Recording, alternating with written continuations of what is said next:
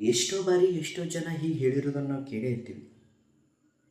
ನಮ್ಗೆ ತುಂಬ ನೋವಾಗಿದೆ, ನಮ್ಮ ಮನಸ್ಸಿಗೆ ತುಂಬ ದುಃಖ ಆಗಿದೆ. ಆದರೆ ಯಾರೂ ನಮ್ಮ ದುಃಖವನ್ನು ಅರ್ಥ ಮಾಡ್ಕೋತಾ ಇಲ್ಲ, ನಮಗೆ ಸಮಾಧಾನ ಹೇಳ್ತಾ ಇಲ್ಲ, ಸಾಂತ್ವನ ಹೇಳ್ತಾ ಇಲ್ಲ ಅನ್ನೋದನ್ನು ನಾವು ತುಂಬ ಜನರಿಂದ ಕೇಳಿರ್ತೀವಿ.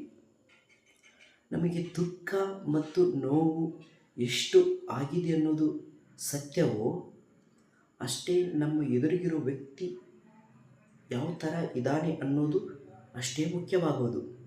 ಯಾಕೆ ಯಾಕೆಂದರೆ ನಮ್ಮ ಥರ ಅವನಿಗೂ ದುಃಖ ನೋವು ಇದರ ಪೆಟ್ಟು ಬಿದ್ದಿರಬೇಕು. ಅದರ ಹೊರೆಯನ್ನು ಹೊತ್ತುಕೊಂಡು ಅವನು ಅನುಭವಿಸಿರಬೇಕು ಆ ನೋವನ್ನು. ಆವಾಗಲೇ ಮಾತ್ರ ಅವನಿಗೆ ನಮ್ಮ ದುಃಖವು ಅರ್ಥವಾಗುವುದು. ಯಾಕಂದರೆ ಹಸಿದವನಿಗೆ ಮಾತ್ರ ಅನ್ನದ ಬೆಲೆ ಗೊತ್ತಾಗುವುದು, ದಣಿದವನಿಗೆ ಮಾತ್ರ ವಿಶ್ರಾಂತಿಯ ಬೆಲೆ ಗೊತ್ತಾಗುವುದು, ಕತ್ತಲೆ ಇದ್ದವನಿಗೆ ಮಾತ್ರ ದೀಪದ ಬೆಲೆ ಗೊತ್ತಾಗುವುದು.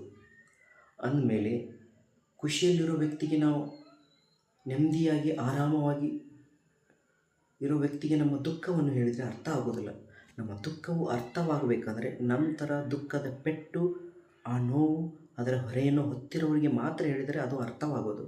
ಅದಕ್ಕೆ ಮೊದಲು ನಮ್ಮ ದುಃಖ ನೋವನ್ನು ಹೇಳಬೇಕಾದ್ರೆ ಸರಿಯಾದ ವ್ಯಕ್ತಿನ ಆಯ್ಕೆ ಮಾಡ್ಕೋಬೇಕು. ಆ ನೋವು ದುಃಖಕ್ಕೆ ಸಂಬಂಧಪಟ್ಟವರನ್ನು ಮಾತ್ರ ಆಯ್ಕೆ ಮಾಡ್ಕೋಬೇಕು. ಆವಾಗಲೇ ಆ ನೋವಿಗೂ ಬೆಲೆ ಸಿಗೋದು, ಆ ದುಃಖಕ್ಕೂ, ಆ ಕೇಳೋ ಮನಸ್ಸಿಗೂ, ಆ ಹೇಳೋ ಮನಸ್ಸಿಗೂ ಬೆಲೆ ಸಿಗೋದು. ಹರೇ ಕೃಷ್ಣ.